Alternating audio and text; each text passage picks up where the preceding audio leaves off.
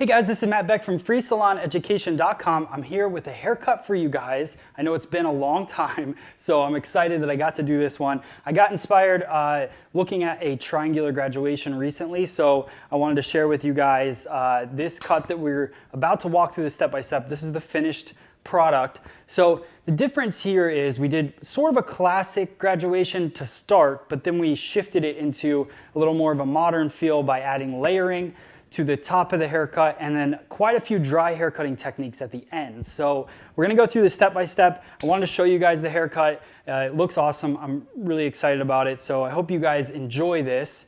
And you can use it in the salon. That's the big thing. So make sure, I would love to see your pictures. Tag us on Instagram at FreeSalonEducation or hashtag FreeSalonEducation. Also subscribe to us right here on this channel for more step-by-step videos. But right now we're gonna get started. So here is the step-by-step. Enjoy, guys. All right, guys, so we're going to get into the haircut.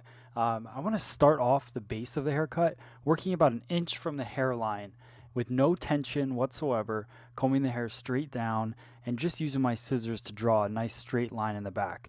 We're going to work this as a square line, so you'll see me elevate the hair in the very back and just put it into my comb.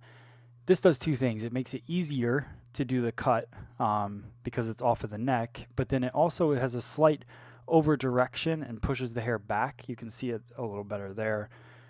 Pushes the hair back, so I get a little more weight moving forward, which will start our triangular feel to the shape moving forward in the haircut. So the reason I like to cut the hair at a flat 0-degree angle or right against the neckline at the beginning is the occipital bone's already going to play a role in creating a almost 45-degree angle for me. So if I cut it flat to the neck, because of the shape of the occipital bone, I'm pretty much creating a 45-degree angle. So that starts a nice graduation in there. If I elevate it any more, it's going to collapse the back shape. So now I'm going to go in using a vertical section straight down center back and work a line that starts off at 0 degrees and continues down to end up at about a 45-degree angle towards the bottom. So you could see coming straight off the head towards the top, and then as I work my way down, the angle shifts a little bit, and I get a little bit more of a layering effect towards the bottom. So starting out 0 degrees straight off the head, and then as it works down to mid-knuckle, then we're working more 90 degrees, and then staying pretty much 90 degrees all the way through at that point. So now everything's coming straight back. I'm not over directing to the center back at this point, so I'm just over directing to the previously cut section. And then when I get to the corner here, right on the edge, this is where I shift it straight back with no over direction towards the center. So it's just this section comes straight back off the ear. Now we're going to do the same thing on the opposite side. The only difference is now we're going to be pointing our finger down so you'll see my finger direction is down. Same angle, using the same guideline as before, just cutting from the bottom up instead of the top down. Same angle, you can see it's a 0 degree coming off of the top where it comes out of the mid-crown area, and then towards the middle gets to more of a 45-degree and then shifts into a 90-degree angle.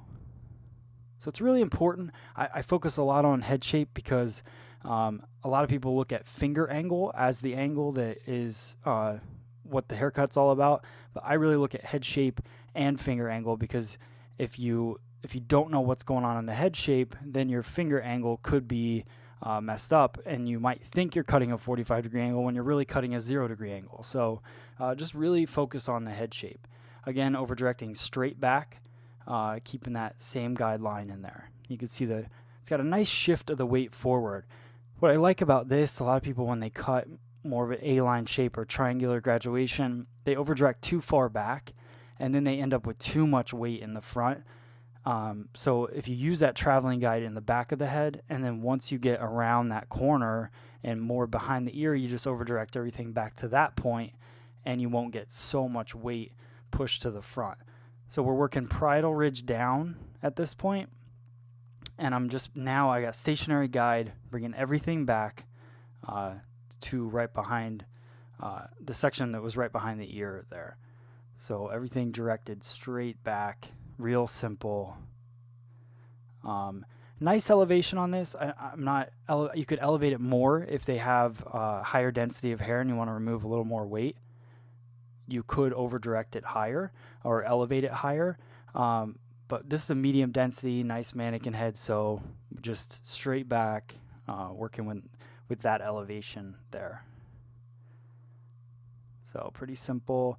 Same thing on this side. This is our weak side. So this is the side that she parts her hair on. So we are going to go through this same way. So now we've sectioned off the top and we're working just on the weak side of the head. And we'll go through same elevation, everything over directed straight back. So pretty standard, pretty simple at this point.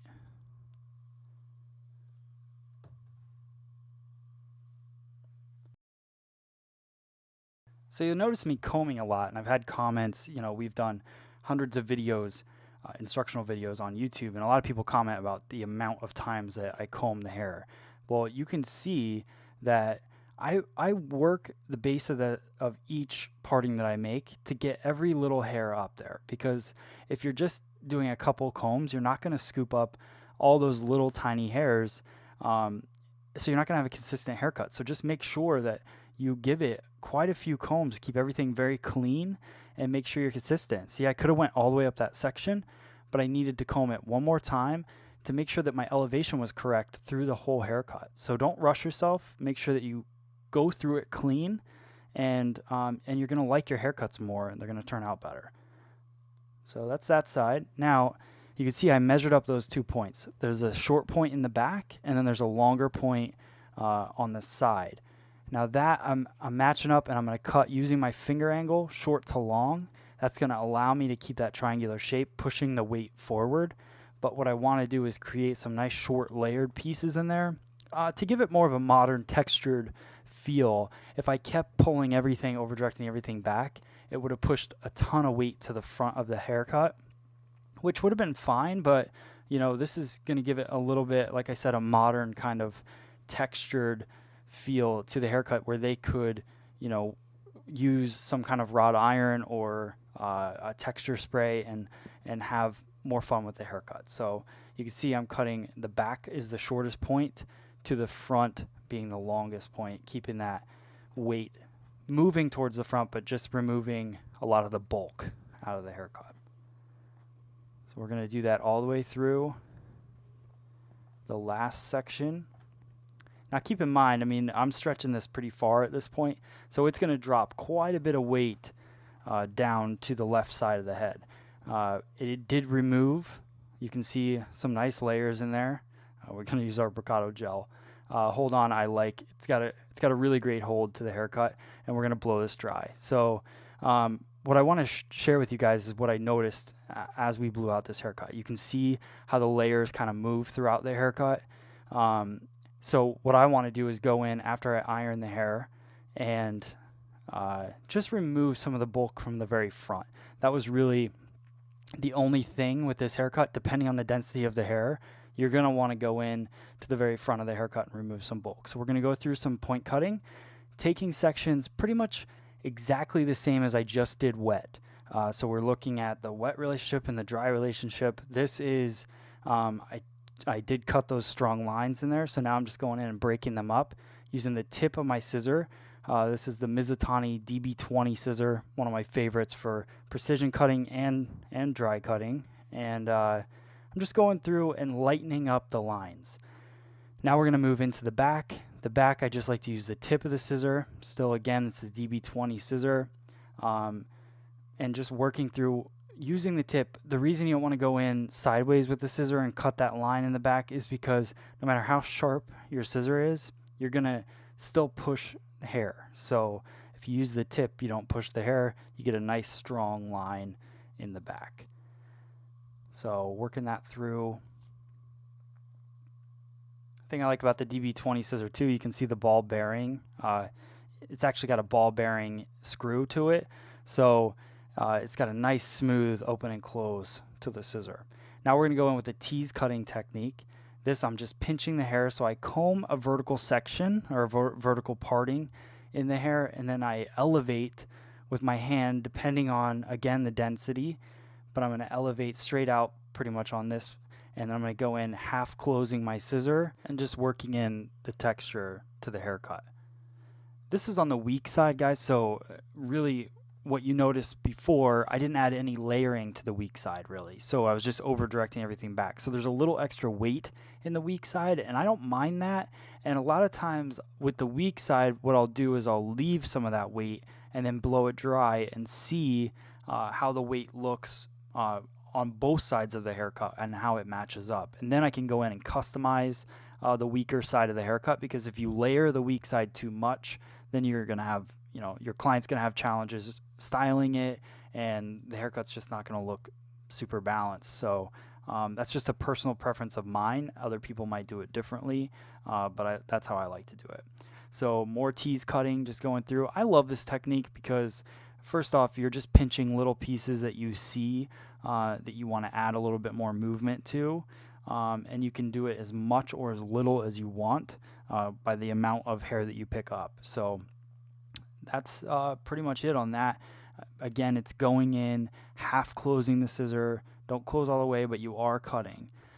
And a little bit of slide cutting just to finish up the heavy side, guys. So just a little open and close, and there you go. That's the haircut. Okay, so that's the video. I hope you guys enjoyed it. Make sure you hit that subscribe button and post below. If you want to see any haircuts out there, I would love to do them for you. So post in the comments anything that inspires you, maybe a celebrity name, whatever you want. I would love to walk you through the step-by-step of that haircut. So hope you guys enjoyed this triangular graduation. Hit the thumbs up, hit the subscribe, and check us out on freesaloneducation.com. Thanks guys, and we'll see you on the next video.